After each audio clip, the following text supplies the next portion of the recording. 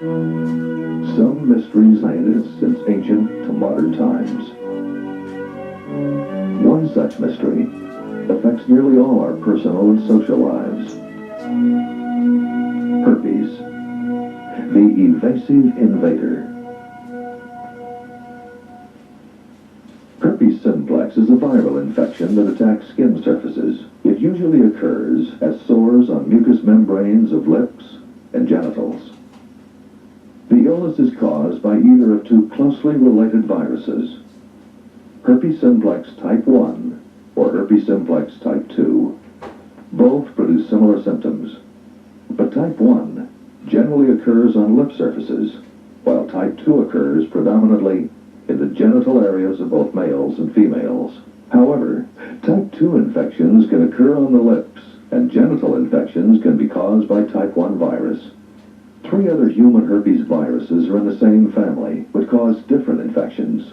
One, varicella zoster virus, VZV, is responsible for both chickenpox in children and shingles in adults.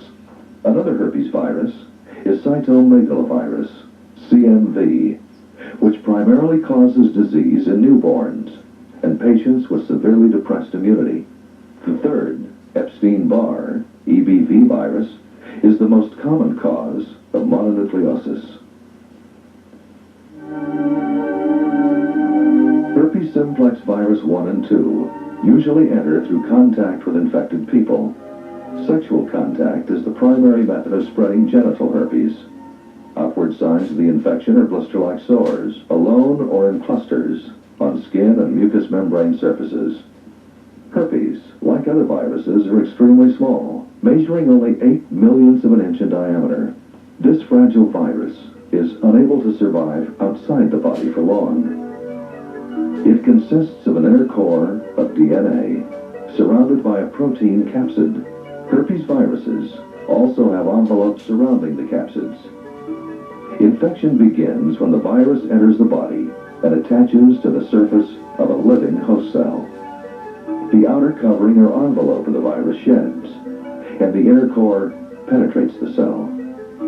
The virus DNA core then travels to the nucleus, the control center of the cell, and takes over the cell's normal genetic regulation. The host cell is no longer in control of its own life's processes. The viral DNA forces the cell to produce thousands of exact copies of itself. DNA cores are formed within the nucleus, combined with newly made capsids and envelopes into new whole viruses. These new viruses then migrate to the cell membrane and are released outside the cell. Here are many healthy cells with dark nucleus centers. Normal cell division and movement can be seen. As infection begins, profound changes occur in the cells. Normal cell division decreases. Membranes of neighboring cells fuse, and their nuclei merge to form giant cells. These giant cells, called Zank cells, can be found at the sites of lesions. Microscopic examination of specimens sampled from the lesions can confirm the diagnosis of herpes. Infected cells appear to boil, bubble, and erupt, releasing more viruses to infect other cells. As this process continues, more and more healthy cells are destroyed. The tissue damage creates blister-like sores called vesicles or lesions. These lesions are the visible signs of the battle below the skin surface. This is the prodrome phase. The first symptoms one notices are itching, burning, or tingling sensations around the site of infection. The surface area may be slightly discolored and sensitive to touch. After the prodromal stage, one or more marks may appear. These marks develop into raised, fluid-filled blisters with darkened red base areas. Lesions may fuse together, forming a whitish-gray cluster. During lesion formation, in some cases there is sharp pain within the affected area, muscle aches, swollen lymph glands, headaches, fever, and a general sickly feeling can also occur. Vesicles gradually break open and ooze watery fluids. filled with highly contagious viruses. After several days, the sores begin to dry and crust over, scabs form, and healing begins. At this time, most symptoms begin to diminish. Underlying skin tissue regenerates until the lesions are healed. Symptoms associated with primary or first-time episodes of genital or oral herpes are usually more severe than those associated with recurrent or repeated episodes. The entire primary episode lasts about 3 weeks. Recurrent episodes are usually shorter, averaging 7 to 10 days. To confirm clinical diagnosis, laboratory tests must be made. The most accurate method is performed by placing a specimen of fluid from a lesion into a living cell culture. These cells are then watched for characteristic changes caused by the herpes virus, and a definite diagnosis can be confirmed.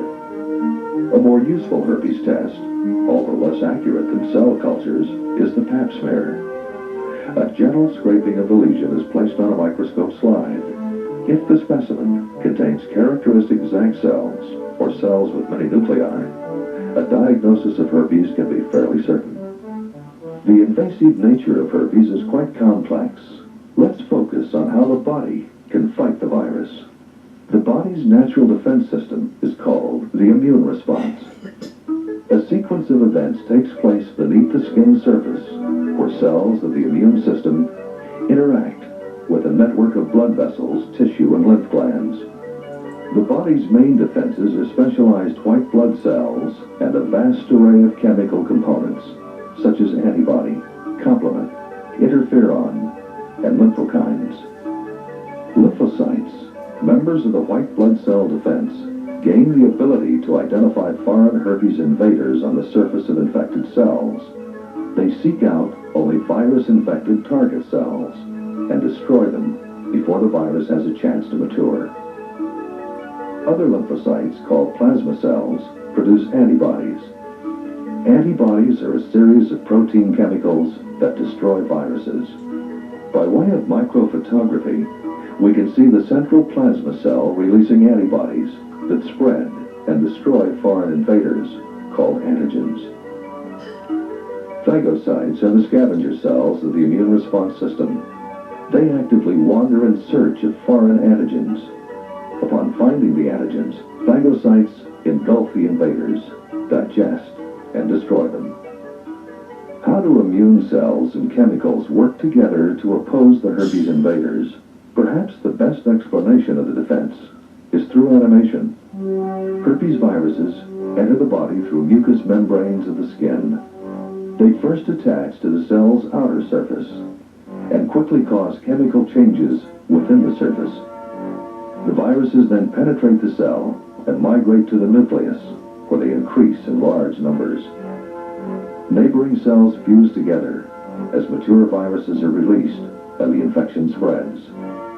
More cells are destroyed and tissue damage occurs. The body must fight back against this increasing invader.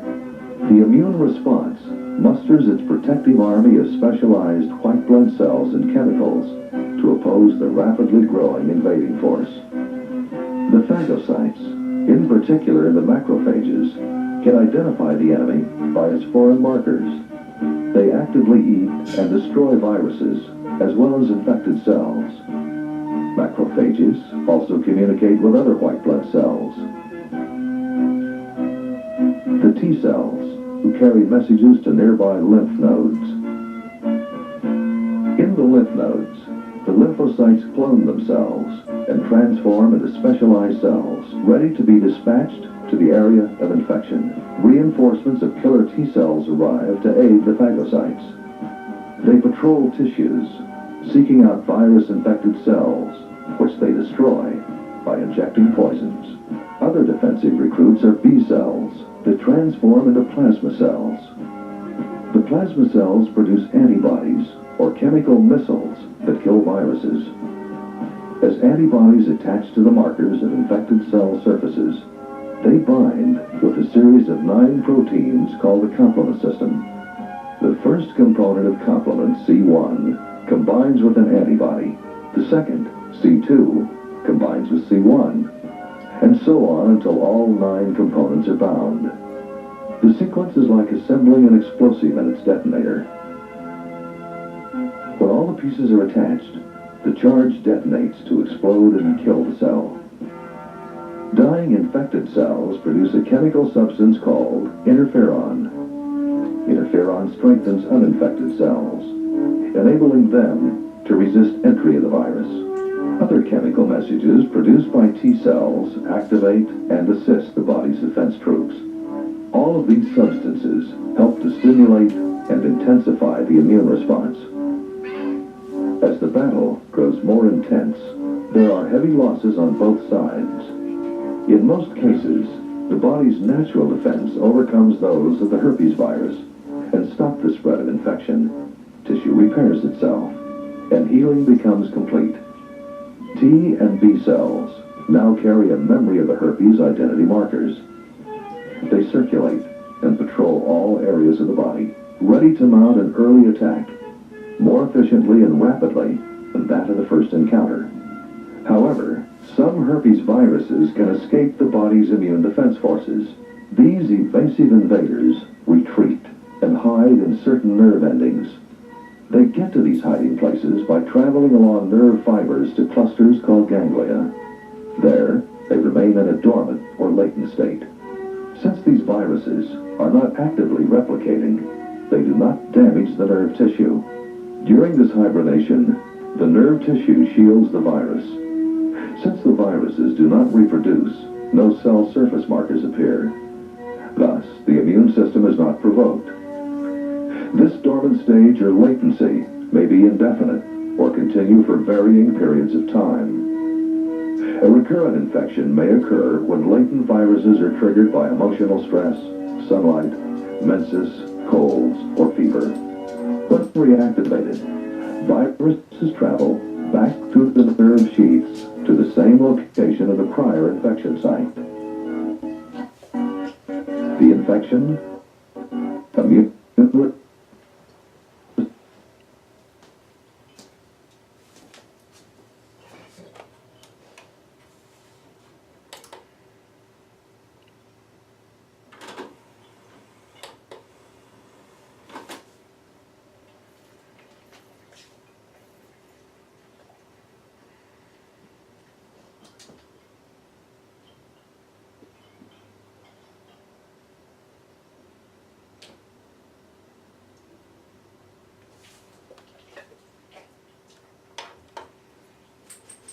response.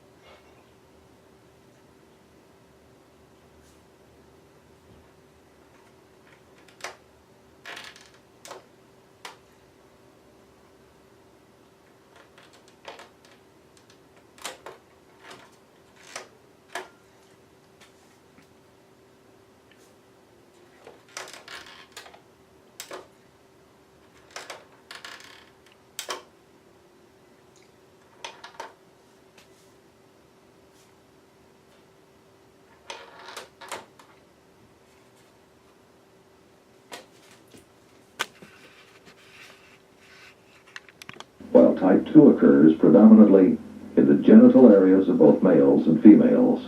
However, type 2 infections can occur on the lips, and genital infections can be caused by type 1 virus. 3 other human herpes viruses are in the same family, but cause different infections. One, varicella zoster virus, VZV, is responsible for both chickenpox in children and shingles in adults. Another herpes virus is cytomegalovirus, CMV, which primarily causes disease in newborns and patients with severely depressed immunity.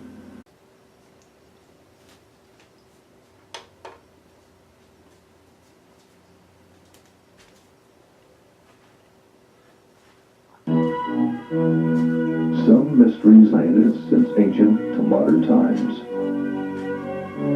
One such mystery affects nearly all our personal and social lives. Herpes, the evasive invader. Herpes simplex is a viral infection that attacks skin surfaces. It usually occurs as sores on mucous membranes of lips and genitals. The illness is caused by either of two closely related viruses, herpes simplex type 1 or herpes simplex type 2. Both produce similar symptoms, but type 1 generally occurs on lip surfaces